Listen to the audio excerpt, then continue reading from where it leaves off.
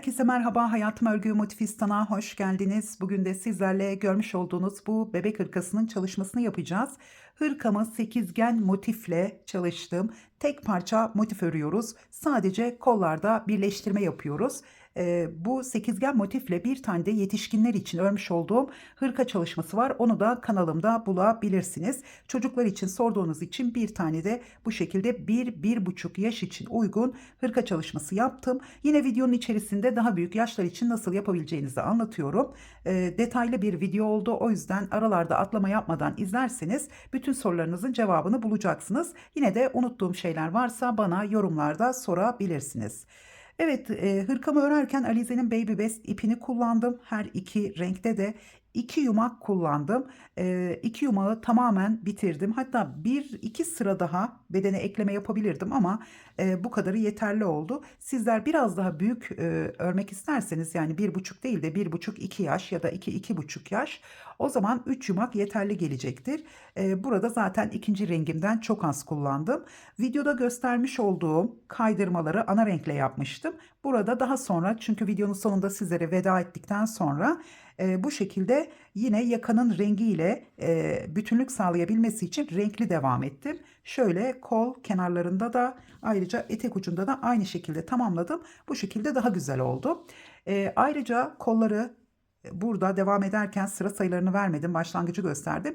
Toplamda 5 tane sıramız var. Burada yine yeterli bir uzunluğa ulaştı. Hemen şöyle ölçüleri de vermek istiyorum. Çünkü bebeklerin yapısına göre şöyle kol altından genişliğimiz 32 santimetre. Hırkamızın omuzdan etek ucuna yüksekliği yine 32 santimetre. Kol uzunluğumuz yakadan 30 santimetre. Kol altından ise şöyle 20 santimetre oldu. Evet. Tabii sizler çocukların üzerine ölçerek de yine örmeye devam edebilirsiniz. Ayrıca şöyle 4 milimetre tığ kullanarak ördüm. Eliniz sıkıysa sizler de 4 milimetre kullanın ya da eliniz gevşekse 3,5 milimetre ile de örebilirsiniz. Evet, şimdilik bu kadar. Hazırsanız ve hemen aşağıdaki abone ol butonuna bastıysanız hemen yapımına başlayalım. Başlarken hemen başlangıç ilmeğimi atıyorum. 1, 2, 3 zincir çektim.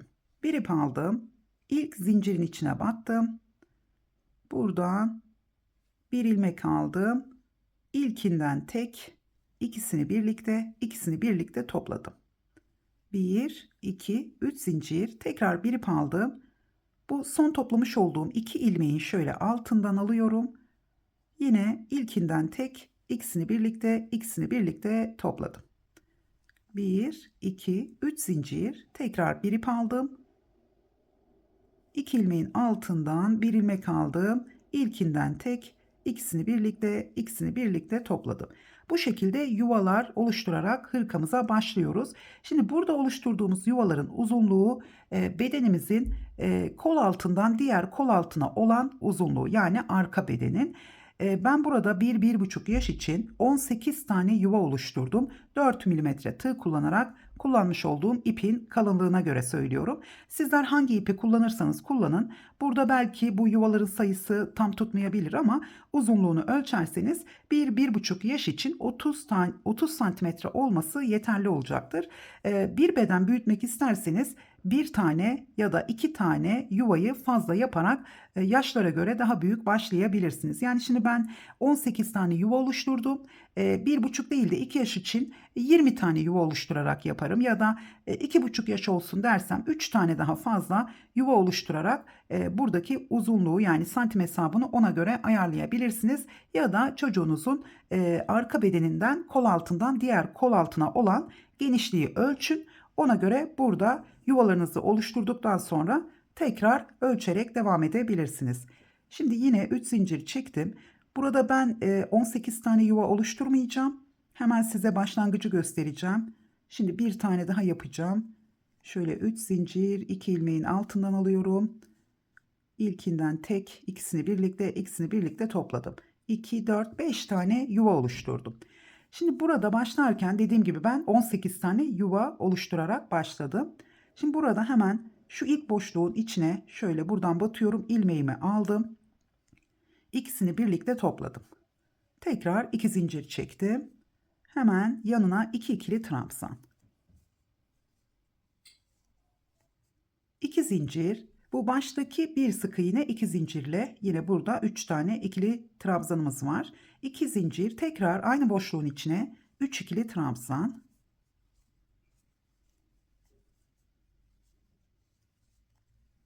2 zincir, tekrar aynı boşluğun içine 3 ikili trabzan. Şimdi bu oluşturduğumuz boşluğun tam ortasından, yani şuradan başladığım için 3 tane bu şekilde üçerli trabzan grubu yaptım. Toplamda burada 2 tane köşe boşluğumuz var. Tekrar buraya geldiğimiz zaman yine 2 tane daha köşe boşluğu oluşturacağız. Şimdi 3 tane grubumuz ve 2 tane de köşe boşluğumuz var.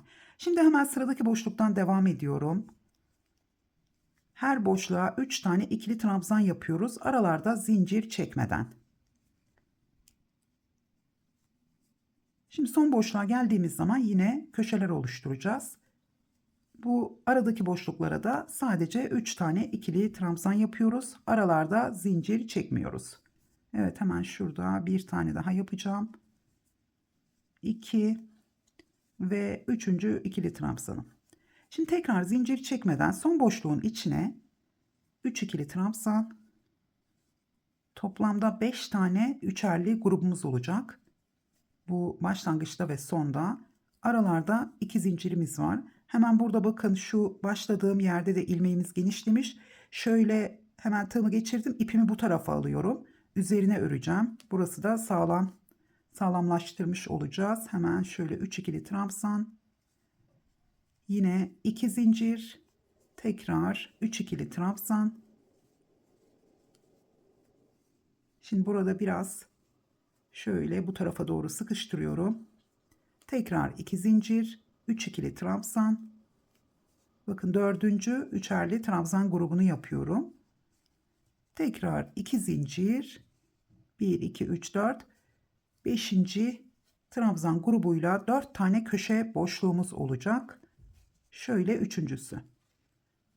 Evet, 1 2 3 4 tane köşe boşluğumuz oldu. Hemen zincir çekmeden burada sıradaki boşluktan devam ediyorum. Yine sona gelene kadar bu aradaki boşluklara 3'er tane ikili trabzan yapıyoruz.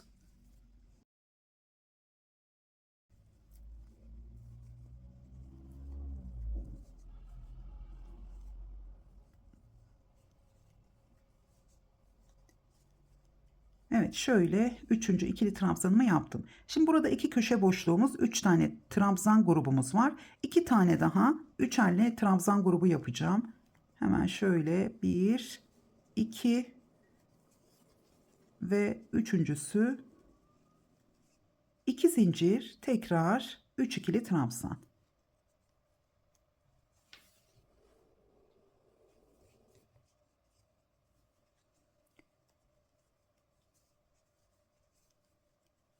Evet, son ikili trabzanımı da yaptım. 1 2 3 tane oldu. Şimdi burada bakın, köşeyi, yani burayı kapatırken 4. köşe boşluğunu yapmış olacağız. Hemen bir ip aldım. 1 2 3. ya da ilk zincirin içine batıyorum. Buradan bir ilmek alıyorum. Şöyle tekrar göstereyim. Bir ilmek aldım. 3 tane ilmeğim var. Böyle kısa tutmuyorum. Biraz şöyle uzatıyorum. Ortalayarak topladım. Hemen bir zincir çektim, ilmeklerim gevşemeden. Bakın burada da 1 2 3 4 tane köşe boşluğumuz oldu. Yani burayı sonda kapatıp köşe boşluğumuz oluşuyor. 1 2 3 4 5 tane de aynı boşluğun içinde trabzan grubumuz var. Evet, şimdi bir zincir çektikten sonra şöyle 2 zincir daha ekledim. Hemen bir ip aldım. Yarım köşe yaparak başlayacağız. Burayı karıştırmayalım. Şimdi hemen ilk boşluğun içine battım. Buraya bir ikili trabzan yaptım.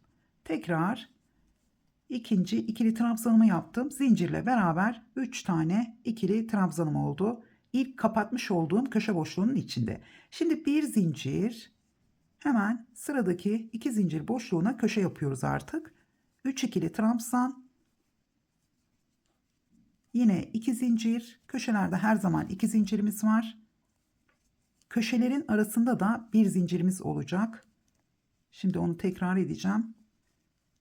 Tekrar 3 ikili trabzan yaptım.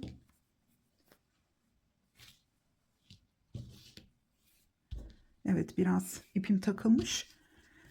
Evet, şimdi yine köşemizi yaptıktan sonra bir zincir çektim.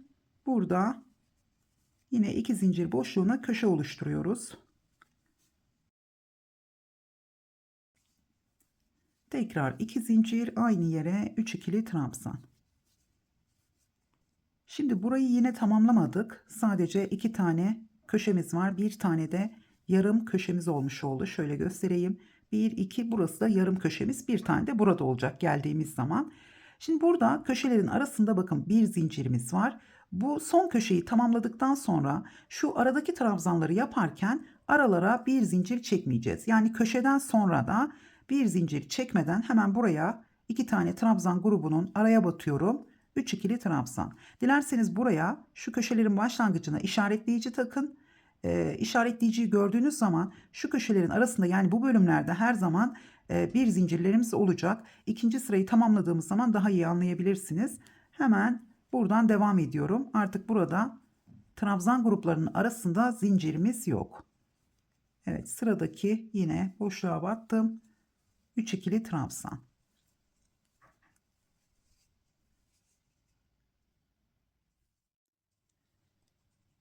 Şöyle son ikili trabzanımı yaptım. Köşelerin olduğu yere geldim. Şimdi burada son 3 tane ikili trabzanımızı yaptıktan sonra ilk köşeden önce de yine burada zincir çekmeden köşenin içine geliyorum. 3 ikili trabzan. Tekrar 2 zincir. 3 ikili trabzan.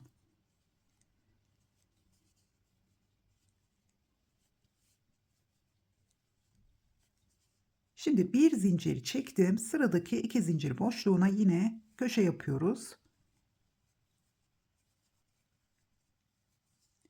Şöyle 2 zincir ve 3 ikili trabzan.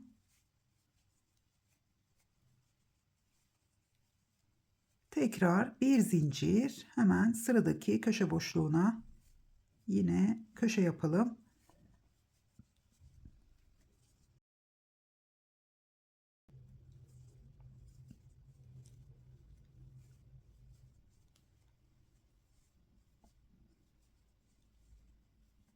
Evet, tekrar bir zinciri çektim. Şimdi son 2 zincir boşluğuna köşe yapıyoruz.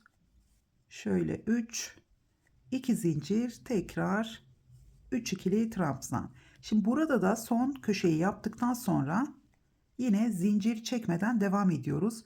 Bunu gerçekten sık sık şaşırabilirsiniz burada. O yüzden size tavsiyem burada köşenin başladığı yerde ve burada işaretleyiciler takarsanız iki kenarda da onları gördüğünüz zaman burada artık zincirlerin olduğu sıraya başlamış oluyorsunuz. Şimdi zincir çekmeden yine devam ediyorum. Sona kadar ilerleyeceğim. Orada yine köşeleri tamamlayacağız.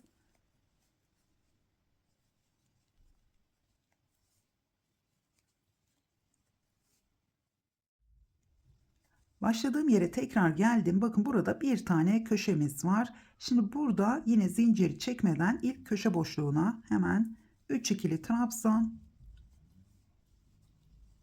2 zincir, tekrar 3 ikili trabzan.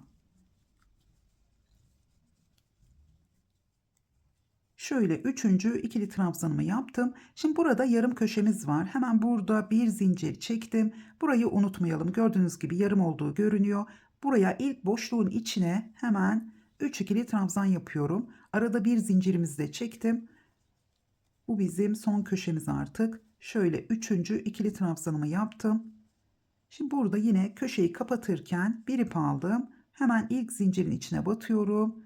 Buradan bir ilmek aldım. 3 tane ilmeğim var. Şöyle hepsini birlikte topladım. Hemen bir zincir çektim. Şimdi farklı bir trabzanla da göstereceğim ama burada 3 zincirle de yükselebilirsiniz. Şöyle bir zincir çektikten sonra bu ilk boşluktan bir ilmek alıyorum. Biraz uzatıyorum. Çok fazla değil. Şöyle biraz uzattım. Daha sonra bu sık iğne olmuş oldu ama biraz gevşek yaptım. Şu ikinci ilmeğin içinden, bakın burada bir iki ilmeğimiz var. İkinci ilmeğin içinden alıyorum. Tekrar uzattım. 2 tane ilmeğim var. Bu şekilde topladım ve yine bir trabzan yapmış oldum. Bu şekilde yaptığımız zaman trabzanımız biraz kalın oluyor. O yüzden ben genelde şöyle de yapıyorum. Yani zincirle de yapıyorum ama Şimdi burada yine kapatıp bir zincir çektim. Buradan ilmeğimi aldım. Şu iki ilmeği birlikte toplayıp iki zincir çekiyorum. Çünkü burada iki tane trabzan yaptığımız zaman şurada böyle boşluk oluşabiliyor. O yüzden burada sık iğne yapıp iki zincir çektiğiniz zaman burada iki tane yaptığımız trabzan, bakın arada boşluk olmuyor. Şöyle gösterecek olursam yine buraya geldiğimiz zaman ilk zincirin içine batarak kapatabilirsiniz. Sadece bir sık iğne iki zincirle başlamış oldum. Şimdi burada yine yarım köşeyi yaptım bu şekilde. Yine bir zincir çekiyorum. Şimdi aradaki bir zincir boşluklarına klasik biliyorsunuz motiflerde yaparken buraya yine 3 tane ikili trabzan yapacağız ama bu şurada bakın bu 4 köşenin ilki ve sonuncusu. Bu köşelerin arasında bu aradaki bir zincir boşluklarına trabzanları yaparken her zaman aralarda bir zincirimiz olacak. Buna dikkat edelim. Yani şimdi burada sadece köşelerin arasında bir zincir çektim ama burada motif yapar gibi her zaman köşeden sonra aradaki trabzanların arasında bir zincir çekerek ilerliyoruz. Yine arka bedeni örerken aralarda zincir olmayacak. Hemen şöyle bir iki tane daha yapalım. Çünkü bundan sonra hep aynı şekilde ilerleyecek. Köşelerimizi kurduk. Şöyle bir zincir boşluğuna yine 3 ikili trabzan, dediğim gibi işaretleyici takarsanız bunu şaşırmazsınız. Hemen bir zincir çektim. Buraya geldim. Yine köşe yapıyorum. Biraz hızlı yapıyorum çünkü hepimizin bildiği bir örnek aslında. Sadece köşeleri gösteriyorum. Tekrar bakın bu son köşemiz. 2 zincir, 3 ikili trabzan. Şimdi bu son köşenin trabzanlarını tamamladığımız zaman artık aralarda zincir çekmiyoruz. Şöyle bir ip aldım. Hemen buradan araya batarak devam ediyoruz.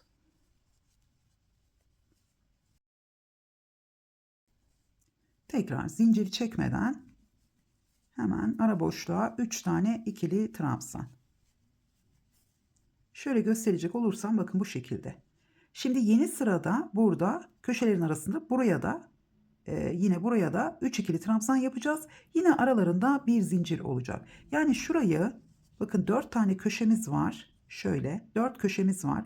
Burayı biz motif olarak düşünürsek motiflerin olduğu yerde bu köşelerde 2 zincir, aralarda da her zaman bir zincirimiz olacak. Sadece şu köşenin başlangıcında ya da bitişinden sonra zincir çekmeden burada trabzanlara devam ediyoruz. Yine burada da bakın zincir çekmeden ilk köşeyi yapıyoruz. Daha sonra burada yine aralarda zincir çekerek ilerliyoruz. Şimdi bu sırayı tamamladıktan sonra yine şimdi iki kez gösterdim köşeyi nasıl kapatacağımızı. Buraya geldiğiniz zaman yine köşeyi yapıyoruz. 3 ikili trabzan, bir zincir, tekrar yarım köşeyi. 2 defa yaptığımız gibi yarım köşeyi tamamlayıp köşeyi kapatıp aynı şekilde yarım köşeyle başlayıp sıralar eklemeye devam edeceğiz. Şöyle şimdi ben sıraları ekleyeceğim size yine göstereceğim. Motifimiz bu şekilde. Her iki kenarda da 4 tane köşemiz var ve toplamda 8 tane köşemiz olmuş oluyor. Şimdi bu küçük olduğu için bu aradaki mesafe çok kısa. Ben size zaten önemli olan köşeler ve köşeden sonra zaten buradaki trabzanlarda zincirlerimiz yok. Bu şekilde sıralar eklemeye devam ediyoruz. Evet, ben motifimi tamamladım. Toplamda 11 sıra ördüm. Daha doğrusu 10 sırayı tamamladıktan sonra köşede birleştirmemi yapıp ipimi kestim. Hemen şöyle göstermek istiyorum. Bakın 10 sırayı tamamladıktan sonra burada yarım köşeyi yine tamamlayıp aynı şekilde burada kapatıp ipimi kestim. 11. sıraya başladıktan sonra birleştirmeyi yapacağız. Hemen onu göstereceğim. Şimdi burada ön yüzü bize bakacak şekilde duruyor. Şöyle katlamayı yapmadan önce terse çeviriyorum. Ben burada 11. sıraya başladım. Size onu göstereceğim. Hemen şöyle terse çevirdim. Yani ters yüzü bize bakacak şekilde duracak. Şöyle. Şimdi burada şöyle hemen düzelttiğimiz zaman en alttaki kenarı düzelttiğimiz zaman bakın dikdörtgen. Burada birinci köşelerimiz var. Burada da bir köşemiz var. Şöyle çekeceğim. Kadraja sığmıyor. Şimdi bu birinci köşeyi şöyle bakın çektiğimiz zaman şöyle çekiyorum. İkinci köşemiz var. Bu ikinci köşeyi tutuyorum. Tam karşıya getireceğim. Şöyle karşıya getirdiğim zaman biraz daha bu tarafa Böyle katladığımız zaman bedenimizin yarısını oluşturmuş oluyoruz. Yine burada da göstereceğim. Bakın birinci köşe, ikinci köşe. Şunu çekiyorum şöyle. Bu ikinci köşeyi tutuyorum. Tam karşıya getireceğim. Buraya getirdiğimiz zaman şöyle düzeltiyoruz tabii burada. Şöyle bedenlerimizi oluşturmuş olduk. Gördüğünüz gibi. Şimdi burada tabii ki bedenimizin daha boyu kısa. Burada çünkü yaka boşluğunu ayarlamamız gerekiyor. Bunu ayarlarken şuna dikkat ediyoruz. Yani yaka boşluğuna. Buradaki bedenin genişliğine göre ilerlediğimiz için zaten burada istediğimiz yaka boşluğu kalacak. Şöyle şimdi 1-1,5 yaş için burada 11-12 santimetre yükseklik yeterli. Hemen ölçelim. Burada ben 11. sıraya başladım bu arada. Son sıra 11. Şöyle ölçelim. Buranın genişliği 12 santimetre oldu. Sizler daha büyük yapmak isterseniz çocuklar için o zaman onların hırkasının kol evi yüksekliğine kadar örmeniz gerekiyor. Şimdi burada yine daha büyük yaşlar için de burada daha fazla yuva oluşturmanız gerekiyor. Bakın buranın genişliği yine şöyle ölçelim. Şuradan baktığımız zaman 31-32 santimetreye yakın olmuş. Yani 1-1,5 için yeterli bir genişlik. Sizler tabii bunu 35 santimetre yaptığınız zaman burada kol evini 11 değil de 12-13 sıra yaptığınızda yine burada kalan yaka genişliğiniz buranın genişliğine doğru orantıda olmuş olacak. O yüzden sizler burada kol evinin yüksekliğini hesaplamanız gerekiyor.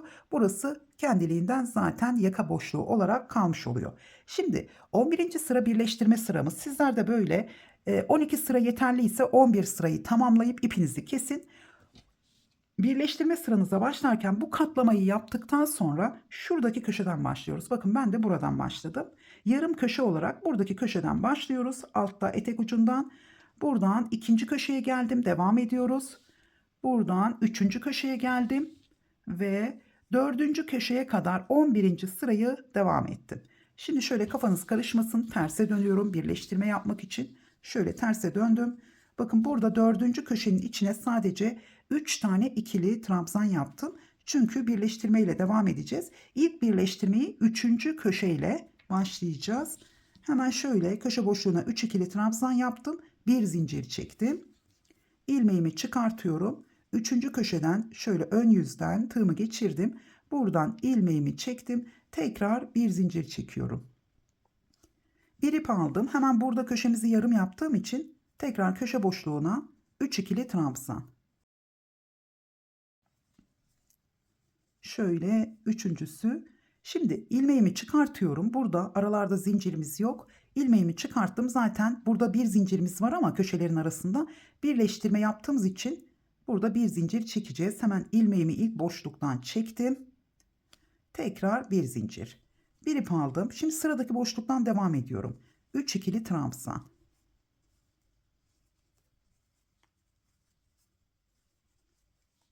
Tekrar burada ilmeğimi çıkartıyorum. Buradan sıradaki boşluktan ilmeğimi çektim. Yine bir zincir. Bu bir zinciri çok sıkı çekmeyelim. Hemen buraya geldim. Yine 3 ikili trabzan. Bakın burası aslında arka beden. Yani 4. köşeden sonra ben de unutup bir zincir çekmişim 10. sırada. Önemli değil çünkü arada zaten şimdi bir zincir çekmeden birleştirme yapıyorum. Tekrar ilmeğimi çıkardım. Bu koldaki boşluklar bitene kadar arka bedene birleştirme yapıyoruz.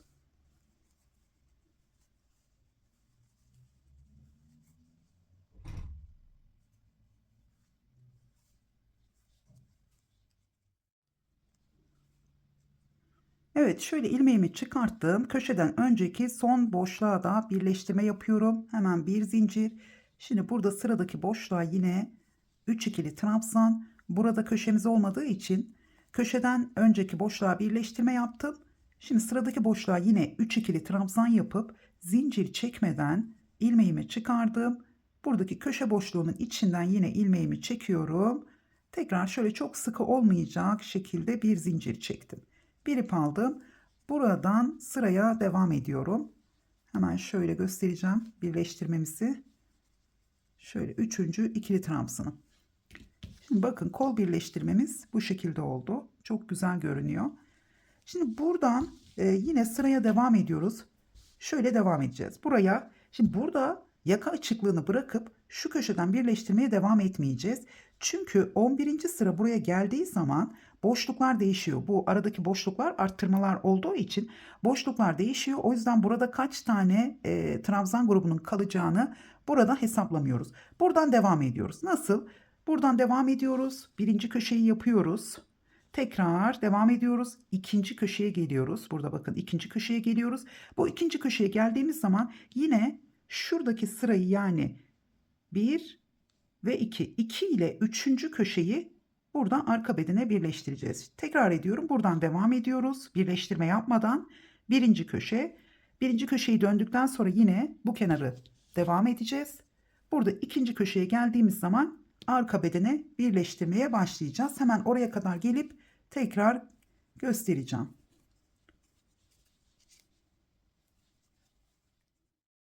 İkinci köşenin olduğu yere kadar geldim. Hemen şöyle göstermek istiyorum. Burada birleştirmeyi yaptıktan sonra size söylemedim ama burada 1, 2, 3, 4 tane yani saymadan aslında aralarda bir zincir çektim. Buradaki yaka genişliğinin biraz gergin olmaması için aralarda bir zincir çektim. Yine buralarda zincir çekmeden devam ettim. Burada ilk köşeyi yaptıktan sonra da yine aralarda bir zincir çekerek ikinci köşenin olduğu yere geldim.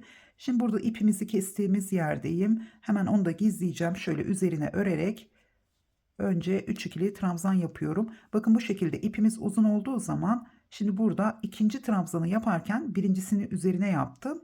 Şöyle ipimi aldım. Toplamadan bunu bu tarafa çekiyorum ipimi. Daha da sağlam olmuş olacak bu şekilde. Ve üçüncü ikili trabzanımı yaptım. Burada bakın hala ipimiz var. Yine üzerine 3 tane daha ikili trabzan yapacağız. Tamamen gizlenmiş olacak. Şimdi 3 ikili trabzan yaptım. Bir zincir çektim. Bakın şu şekilde çeviriyorum şimdi. Çeviriyorum. Bu tarafta zaten bu. Şuraya gelmesi gerekiyor. Pardon. Şöyle katlayacağım. Şimdi ikinci köşeyi şu köşeye birleştirme yapacağımız için hemen buraya getirdiğimiz zaman bu şekilde otomatik olarak yerini bulmuş oldu. Şimdi buradan devam ediyorum. Bu defa ön bedenden yani kolun ön kısmından birleştirme yapıyorum. Diğer tarafta arka bedenden yapmıştık. Bir zincir çektim, ilmeğimi çıkarttım. Yine burada tersten tığımı geçiriyorum. İlmeğimi çektim ve bir zincir. Burası köşe olduğu için bir zincir tekrar ikinci zincirle birleştirme yaptım. Hemen köşeyi tamamlayacağım. 3 ikili trabzan. İpimizi gizleyelim. 2 ve üçüncüsü. Burada aralarda zincirimiz, bakın köşelerin arasında zincirimiz olduğu için şimdi birleştirme yaparken zincir çekmeme gerek yok. Zaten burada köşeden sonraki ilk boşluktan ilmeğimi çekip bir zincir çekiyorum. O yüzden tekrar bir zincir çekmeme gerek yok. Hemen sıradaki boşluktan devam ediyorum. Tekrar ilmeğimi çıkartıyorum. Karşı tarafta sıradaki boşluktan tekrar ilmeğimi çektim. Bakın çok sıkı tutmuyorum burada ilmeğimi. Hemen bir zincir çekip yine devam ediyorum. Tekrar köşenin olduğu yere kadar devam edelim birleştirmeye. Orada tekrar göstereceğim.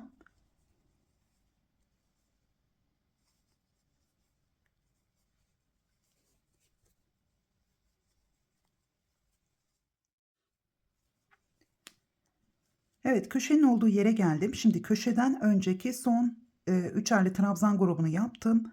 Hemen ilmeğimi çekiyorum. Tekrar bir zincir. Şimdi köşenin içine 3 ikili trabzan.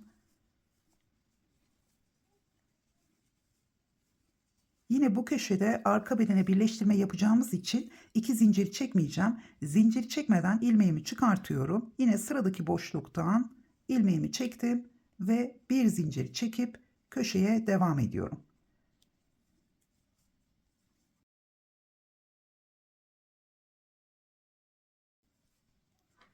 Evet, şöyle artık sırayı tamamlayacağız. 11. sıra buradan devam edecek. Burada yine köşeden sonra buradaki köşeden sonra buradaki ilk başlamış olduğum yarım köşeye kadar örmeye devam edeceğiz. Şimdi burada artık kol birleştirmesini yaptığımız için buradaki köşeden sonra şu arka bedene yani hem ön beden oldu şimdi hem de arka beden oldu. Bu köşeden sonra yine aralarda ara ara bir zincir çekerek devam ederseniz buradaki hırkamız şöyle düz değil de çok hafif açılarak ilerleyecek. Yalnız hepsinin arasına birer zincir çekersek ilk sırada o zaman birdenbire genişleme yapar. O yüzden aralarda yani 2 tane zincir çekmeden yapıp bir tane arada bir zincir çekip yine 2 tane yapıp arada bir zincir çekip yani saymanıza da gerek yok. Ara ara birer zincir çekerseniz burada biraz böyle rahatlama olacaktır. İkinci sırada bir tane zincir çekip bir tane çekmeden o zaman da biraz daha açılma olacaktır ama çok fazla fark etmiyor. Sadece bedeni biraz genişletmiş oluruz. Yani çok fazla belli olmayacak. Şimdi burada yine bir zincirle devam ediyorum. Çünkü burası köşe ve tekrar köşemiz var. Aralarda bir zincirimiz var. Dediğim gibi yarım köşenin olduğu yere kadar burada sırayı örmeye devam ediyoruz.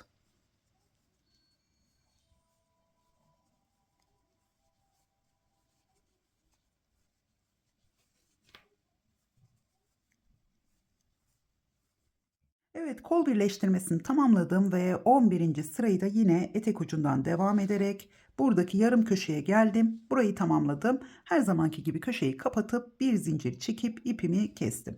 Şimdi burada artık hem bedenimizi uzatacağız hem de ön bedeni buradaki boşluğu kapatacağız. Bu boşluğu kapatırken burada sizler sıraları yapmaya başlayıp ilerlediğiniz zaman zaten kapandığı zaman bunu fark edeceksiniz. Aynı zamanda şöyle yakada da 1, 2, 3, 4, 5, 6 bunu yarıya böldüğümüz zaman 3 sıra yapıyor. Çünkü 3 sıra ördüğümüz zaman otomatik olarak 6 sıra örmüş oluyoruz. Yarıya bölüp artı 1 yapıyoruz. Yani 4 sıra ördüğümüz zaman toplamda 8 sıra oluyor. İki kenar olduğu için. O zaman önde bedeni kapatmış oluyoruz. Eğer üst üste gelsin düğme çalışması yapalım derseniz o zaman 2 sıra fazla yapmanız gerekiyor. Yani 4 artı 2 olması gerekiyor. Toplamda 6 sıra yaptığınız zaman üst üste gelmiş oluyor. Ve burada şimdi ölçtüğümüz zaman burayı ölçtüğümüz zaman demek ki bizim 6 sıra şu köşelerimiz bozulmadan devam edecek. Şöyle buranın uzunluğunun 22 santimetre olmasını istiyorum ama henüz 13 santimetre.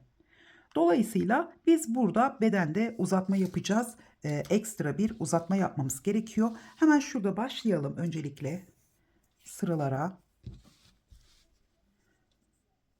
Tığıma başlangıç ilmeğine atıyorum. Burada şu ilk boşluğun içine battım. İpimi bakın bu ipimi bu tarafa çekiyorum. 2 ilmeğim var. Direkt sık iğne yapıyorum ama ipimi bu tarafa çektim. Bu şekilde ikisini birlikte topladım. 1, 2, şöyle pardon burada zincir çekerken ipimi de yine gizleyeceğim. Çünkü burada başka trabzan yapmayacağım. O yüzden ipimi yukarıya çekiyorum. 1, 2 ve 3 zincir çektim. Sık iğne ile beraber burada 4 zincirimiz var. Şimdi sıradaki boşluğa 3 ikili trabzan.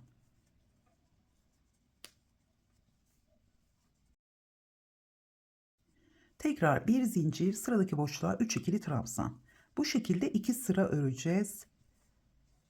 Diğer yakanın olduğu yere geldiğimiz zaman, şuraya geldiğimiz zaman da burada yine boşluğa bir tane ikili trabzan yapacağız. Hemen oraya kadar örüp tekrar geliyorum. Köşeler yine aynı şekilde ilerleyecek. Bu kenarlarda da bir zincir çekiyorum gördüğünüz gibi. Şimdi etek ucunda da biraz hafif bir genişletme yapmak isterseniz kol altından dümdüz yani bu şekilde inmesini istemezseniz aralarda şu aralarda birer zincir yani hepsinin arasında değil 2 tane yapın bir tane zincir çekin ya da 3 tane yapın bir tane zincir çekin. Çünkü birdenbire hepsinin arasına zincir çekerseniz o zaman birdenbire volanlanma olur. O yüzden aralarda birkaç tane bu ilk sırada yapalım. Daha sonra tekrar ikinci sırada da yine öyle birkaç tane yaparsanız zincir çekerseniz yavaş yavaş açılma olur. Hafif bir açılma olmuş olur.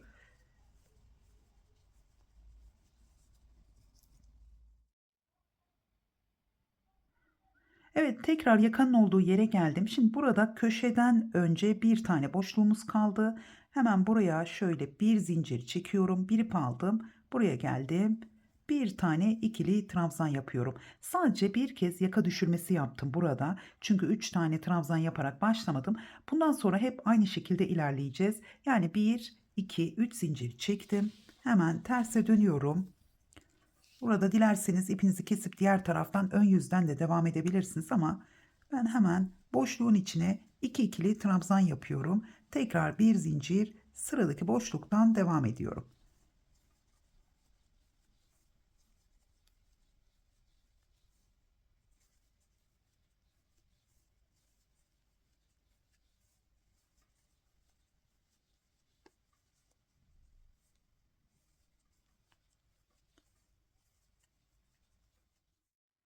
Evet, hırkamızın kenar çalışmasını 5. sırada tamamladım. Daha fazla söylemiştim ama bu kadar yeterli oldu. Çünkü burada 2 sıra üst üste geliyor. Tabii üzerine giydiği zaman belki bir sıra üst üste gelecek. Şu anda yaklaşık olarak söylüyorum. Burada sıraları eklerken şu kol altından şöyle tam olarak katlayalım. O zaman üst üste gelip gelmediğini kontrol etmiş oluruz.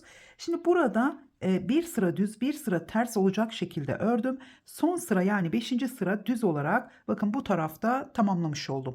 Şimdi bu tarafta yani yakanın olduğu yerde burada son trabzan grubunun üzerine bir zincir, bir ikili trabzan yaptım. Daha sonra burada ipimi kesmeden yakada sık iğne çalışması yaptım. Bu sık iğne çalışmasının üzerine şimdi yaka çalışması yapacağız. Burada sık iğneleri şu şekilde yaptım. İlk boşluğa 2 sık iğne, ikinci boşluğa 3 sık iğne, tekrar 2, 3, 2, 3 şeklinde ilerledim. Şimdi burada yatay olan boşluklarımız bu şekilde 2, 3, 2, 3, 2 şeklinde ve burada da hemen trabzanlarımız başlıyor. Şu araya batmadım çünkü volanlanma olmasını istemedim. Çok gergin de olmasını istemedim. O yüzden burada hemen son 2 taneyi yaptıktan sonra yatay trabzana burada trabzanların üzerine 3 tane, kol birleştirmesinin olduğu yere tam ortada ilmeğin üzerine bir tane yaptım. Daha sonra burada yine yakanın olduğu yerde arka bedende trabzanların üzerine yine sık iğne yaptım.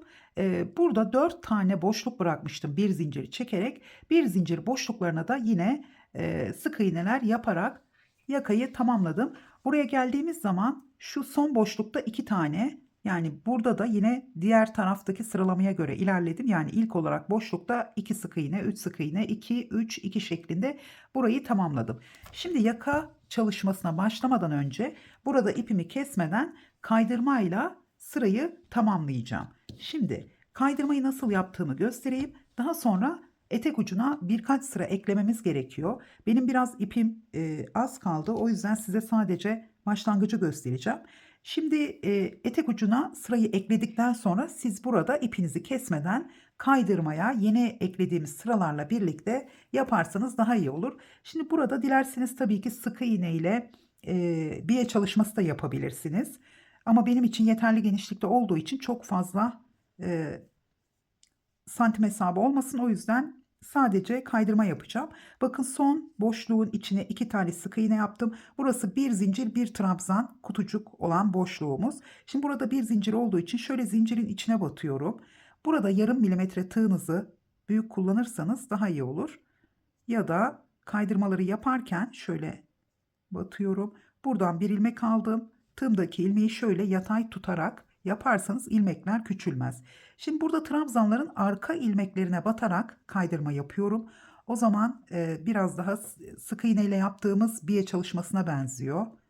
Sadece burada daha küçük bir santim hesabı oluyor. Şöyle yine zincirlerin de içine batıyorum. Kaydırma yapıyorum.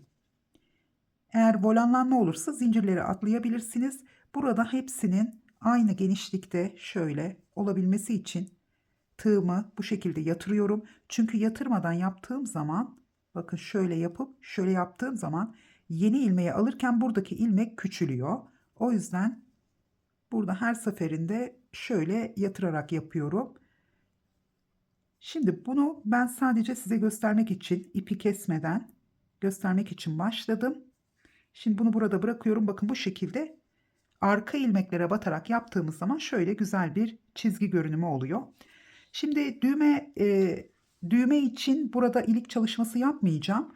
Buradaki boşlukları kullanacağız. O yüzden de aslında tığ işi yani sık iğne ile biye çalışması yapmadım. Çünkü buradaki boşlukları kullanabilmek için. Şimdi ben hemen şurada etek ucuna bakın şu köşeden başlayacağız. Sıra eklemeye. Yine bilmeyen arkadaşlar için hemen biraz göstereyim. Farklı bir şey yok. Sadece köşeden bakın buradan köşeye batıyorum. Yine bir sık iğne, 2 zincir ve 2 ikili trabzan yapıyorum. Şu ipimizi çekelim yine. Buraya 2 ikili trabzan. Tekrar arada bir zincirimiz var ve boşluklara 3 ikili trabzan yaparak birinci sırayı tamamlıyoruz. Eğer 2 sıra yapacaksanız dilerseniz ipinizi kesip yine buradan yeni sıraya, yani ön yüzden olmasını isterseniz bu şekilde yapabilirsiniz. Ya da burada sizler de benim gibi bir ters bir düz sıra yaptıysanız yine burada da bir düz bir ters sıra yapabilirsiniz. Ama son sırada kaydırma yapacağımız için ilmeklerin düz sırada olması daha iyi olur. Burada 3 sıra eklersek aslında yeterli bir uzunluğu elde etmiş olacağız.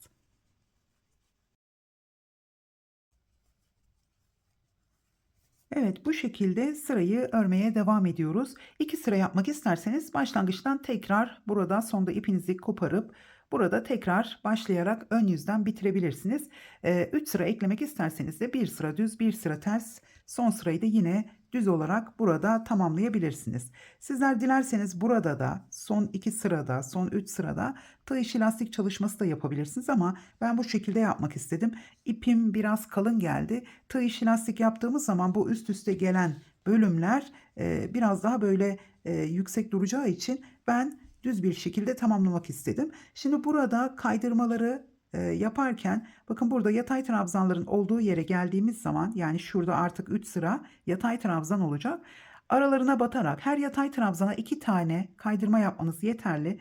Burada arka ilmeklere devam edeceğiz. Buraya geldiğimiz zaman şu araya batarak şöyle bakın, burada zaten zincirimiz var. Yine zincirin arasına batarak yatay trabzanlarda devam edeceğiz. Sadece kaydırmada köşelerde şuradan göstermek istiyorum. Şöyle köşede dönmek istediğiniz zaman kaydırma yaparken buraya bir tane kaydırma yaptınız. Bir zincir çekin, çok sıkı olmasın. Aynı yere tekrar bir kaydırma yapıp daha sonra devam ederseniz burada rahatlıkla dönebilirsiniz.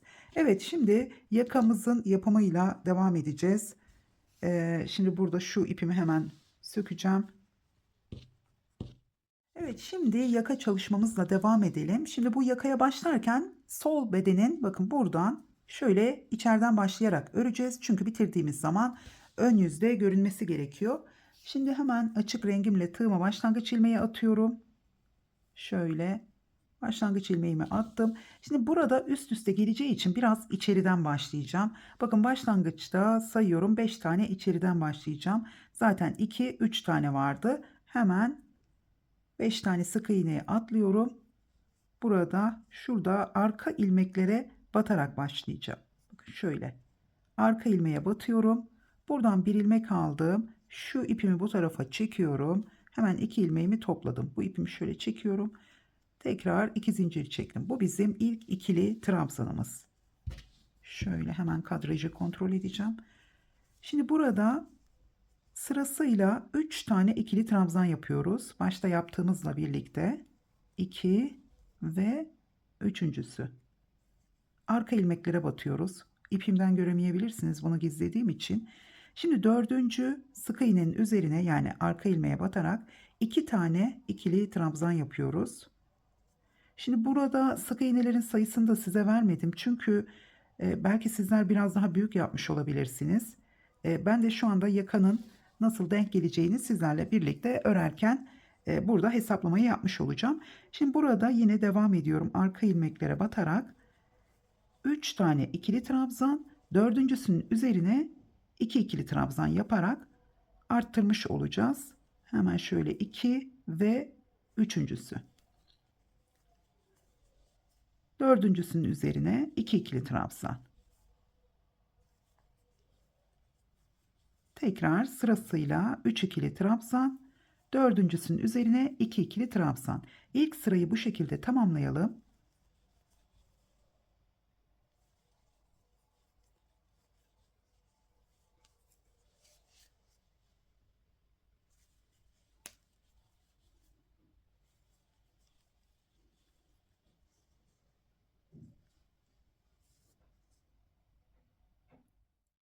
Sırayı tamamladım. Sonda yine 5 tane sık iğnemi bıraktım. Şimdi burada toplamda 56 tane ikili trabzanım oldu.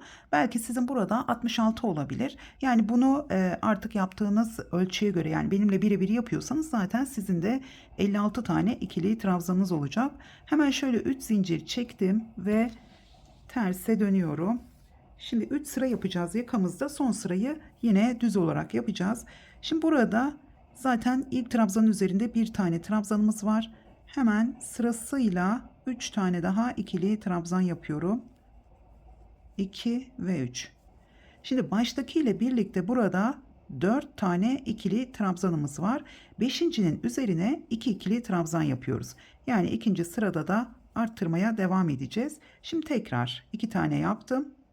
Şimdi 4 tane ikili trabzan. Şöyle 1, 2,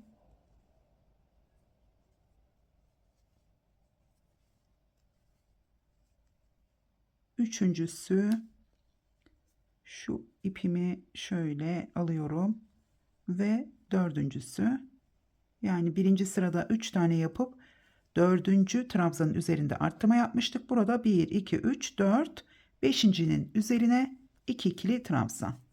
Evet, bu sırayı da bu şekilde tamamlayalım.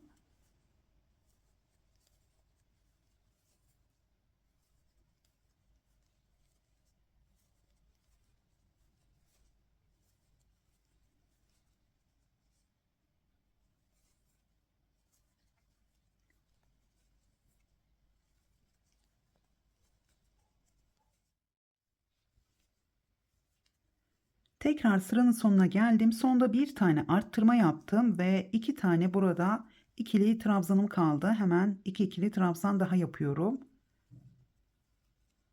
Evet, şimdi bir zincir çektim. Tekrar terse dönüyorum.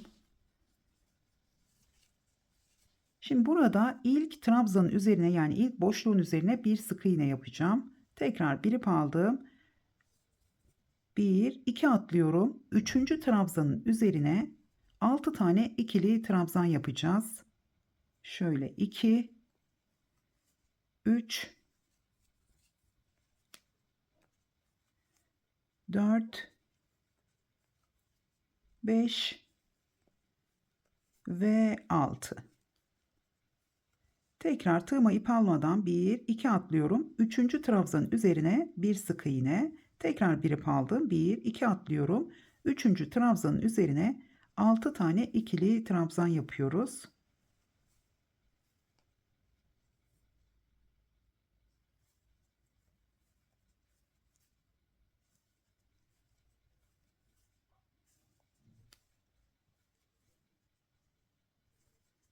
Evet, şöyle 6. ikili trabzanımı yaptım. Tekrar 1, 2 atlıyorum. Üçüncünün üzerine bir sık iğne. Bir ip aldım. Yine 1, 2 atlıyorum. Üçüncü trabzanın üzerine 6 ikili trabzan. Aynı şekilde üçüncü sırayı tamamlıyoruz.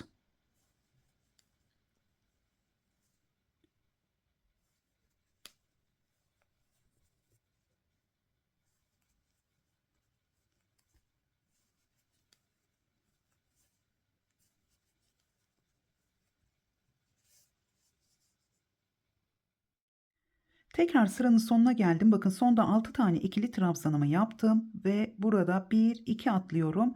Son trabzanın üzerine bir sık iğne. Gördüğünüz gibi trabzan sayılarımız yelpaze modeline tam denk geldi. İlk sırada 56 tane ikili trabzanımız vardı. Bu da demek oluyor ki ilk sırada 56, 66, 76 bu şekilde trabzan sayımız olduğu zaman ikinci sırada zaten 4 trabzan, beşincinin üzerine 2 tane ikili trabzan yaparak sayı, yani modele göre, yelpaze modeline göre sayıyı tamamlamış oluyoruz. Sizler de burada eksik olursa 56 değil de 55 oldu, bir yerde bir tane daha fazladan arttırma yapabilirsiniz.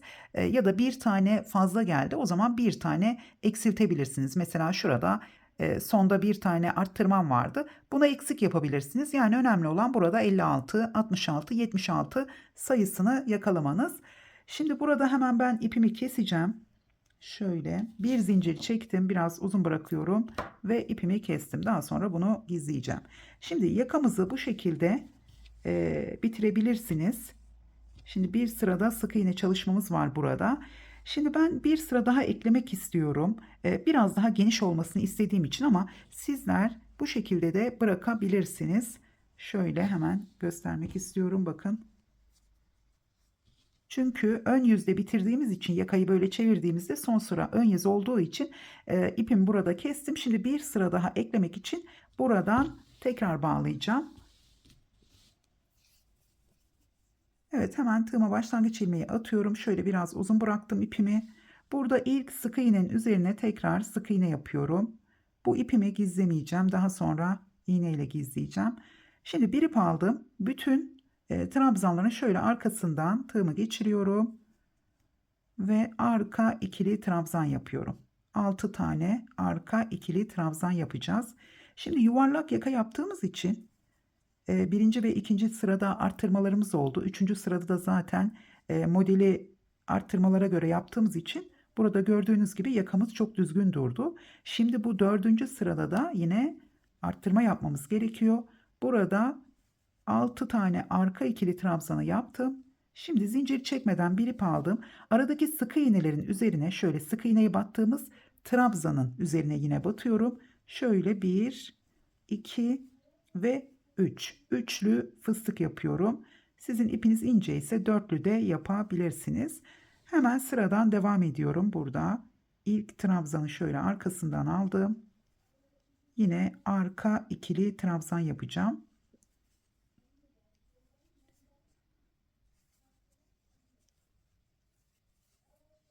Tekrar şöyle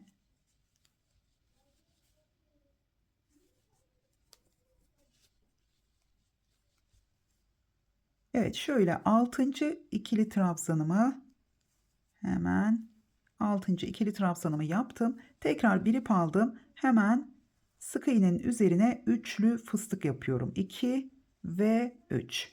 Hepsini birlikte topladım ve tekrar bir ip aldım. Buradan aynı şekilde devam ediyoruz. Evet, hemen son sırayı tamamlayıp tekrar geliyorum. Şimdi şurada bakalım. Bakın burada son sırayı tamamladıktan sonra yine kaydırma yapabiliriz ama kaydırma yaparken yine ipimizi buradan bağlamamız gerekiyor. Yine arka ilmeklere batarak kaydırma yapıp yakamızı sabitleyebiliriz. Yine ben de daha sonra yapacağım. Yani bitmiş halini başta göreceksiniz zaten. Kenarda kaydırma çalışması yaparsanız daha güzel durur. Evet, sırayı tamamlayıp tekrar geliyorum.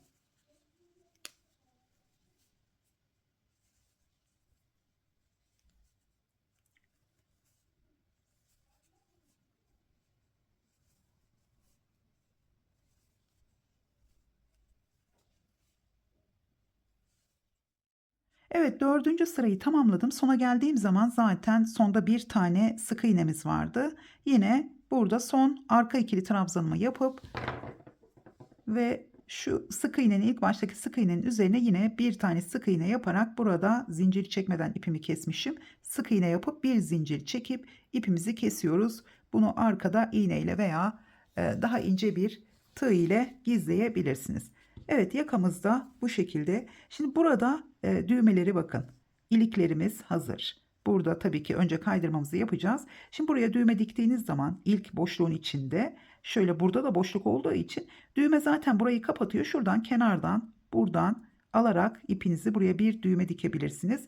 Aralarda buraya bir tane düğme diktiğimiz zaman 1, 2, üçüncüye tekrar bir düğme dikebilirsiniz. 1, 2, evet, üçüncünün olduğu yer yeterli olacaktır. Onu istediğiniz boşlukları bırakarak ayarlayabilirsiniz. Yine burada da 1, 2, üçüncü boşluğunuz ilik olmuş olacak. Evet, son olarak kolları anlatmak istiyorum. Şimdi kollar burada kola devam etmek için istediğiniz uzunluğa gelene kadar. Şimdi bir yaş için birkaç sıra ördüğümüz zaman yeterli gelecektir. Burada birleştirmeyi yaptığım yerden ya da şu kol altına gelen yerden boşluktan başlayarak devam edeceğiz. Burada aynı şekilde başlıyoruz. Hemen tığıma başlangıç ilmeğimi attım. Burada şimdi buraya bir sık iğne yaptım. 2 zincir. Hemen ipimi bu tarafa çekiyorum. Üzerine 2 ikili trabzan yapacağım. Şöyle bakın, sık iğne yaptıktan sonra ipi bu tarafa çekmesi biraz daha bakın şöyle Her zaman size o yüzden bu şekilde gösterdim.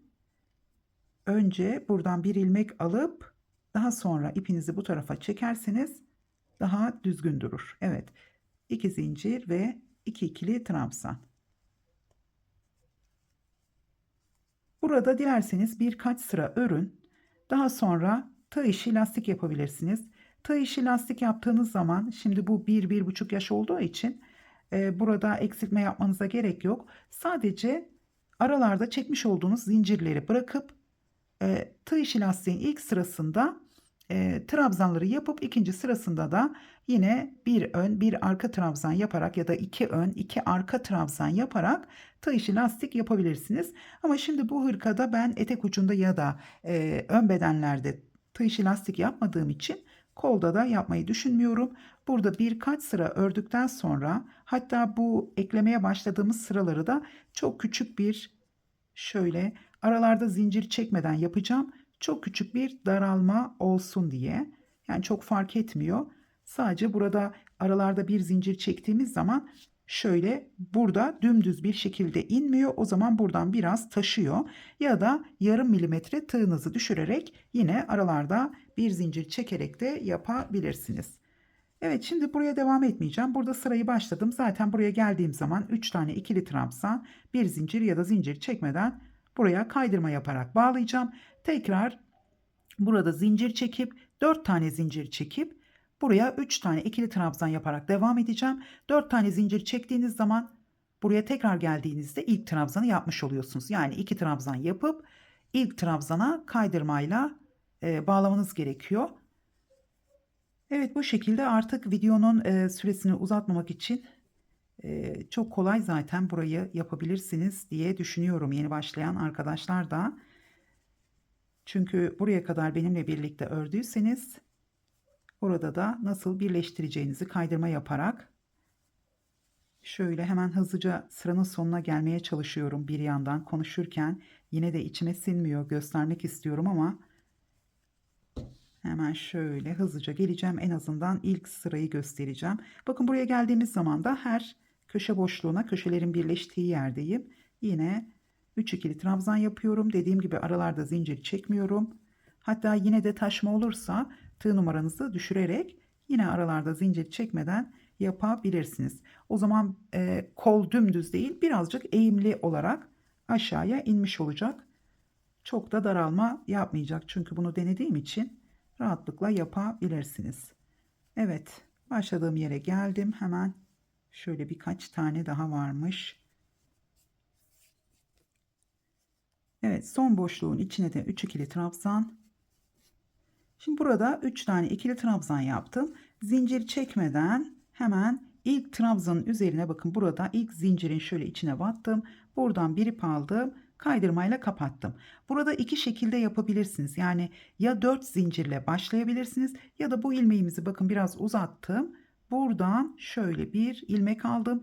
2 ilmeği birlikte topladım. Tekrar 2 zincir çektim. Hemen buraya geliyorum. Burada 3 tane ikili trabzan yapıyorum. Evet. Şimdi burayı tamamladığımız zaman ikinci sırayı buraya geldiğimizde 2 tane ikili trabzan yapacağız.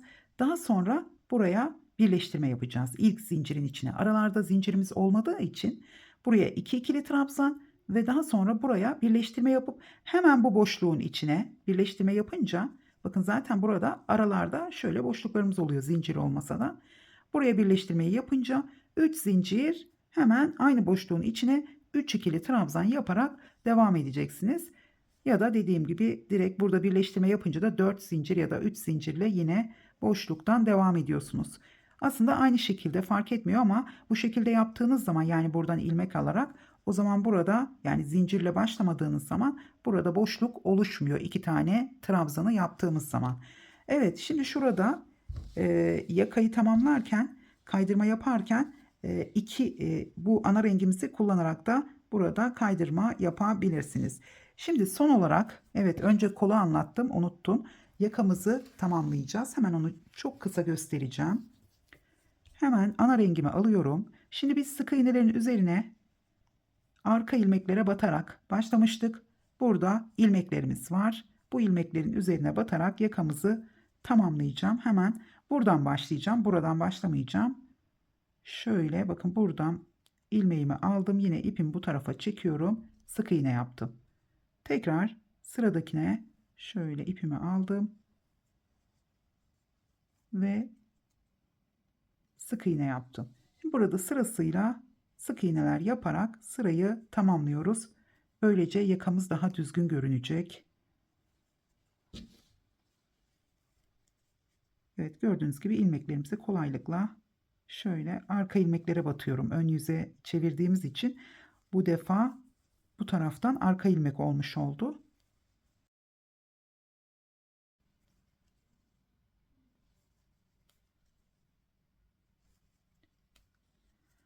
Evet, bu şekilde sıramızı tamamlıyoruz. Gördüğünüz gibi çok güzel göründü. Yakanın daha iyi görünmesini sağladı. Aynı zamanda burayı bakın şöyle havaya kalkmaması için sabitlemiş oldu. Evet, artık daha fazla devam etmeyeceğim. Hırkamızın anlatımı bu şekilde. İzlediğiniz için teşekkür ediyorum. Umarım beğenmişsinizdir. Beğendiyseniz bana yorum bırakmayı ve beğen butonuna basmayı unutmayın. Tekrar görüşünceye kadar hoşça kalın.